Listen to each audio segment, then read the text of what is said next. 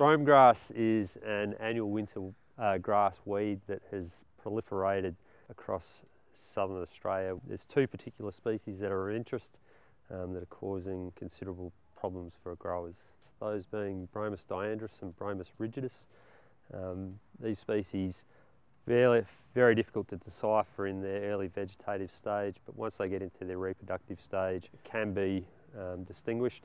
Diandrus tends to have larger panicles which are looser and nodding and tend to lay over. Rigidus, as its name suggests, the panicles tend to be much more rigid and erect. Brome's highly competitive, so can compete fairly early in the context of their cropping program, and with that competition can come some fairly severe yield losses.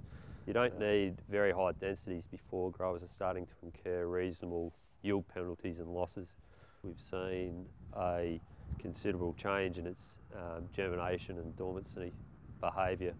Many of our cropping populations now have this inherent or deeper dormancy which allows them to evade early control tactics. Brome seed will remain viable for up to 3 years without fresh seed input.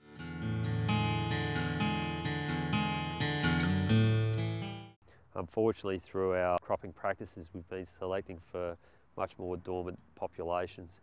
Some other features that we've seen with brome which has certainly allowed it to evade that control, and there's been certain cues for germination. Two have been this requirement for cold temperatures to initiate germination, but also this inhibition of light.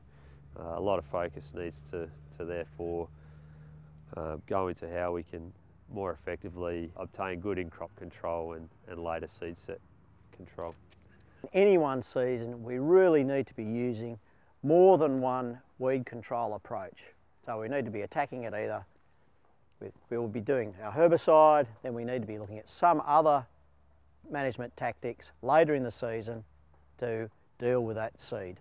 The key to resistance management is making sure that the survivors of any herbicide application do not set seed. That is the key.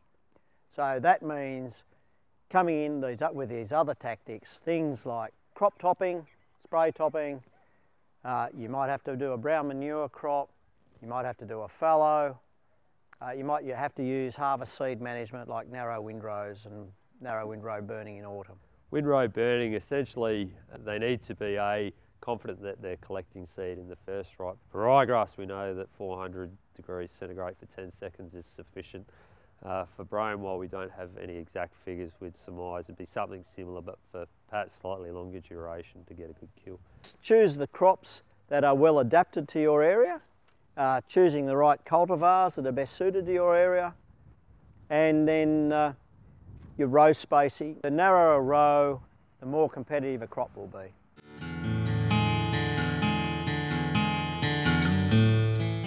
Using IMI sprays to an extent, not any more than I have to. Complete knockdown or brown manure is one practice that I've started doing that is trying it. Rotational crops, peas, lupins, canola. Trying to use using the IMI sprays and legumes in a rotation in a process over a couple of years.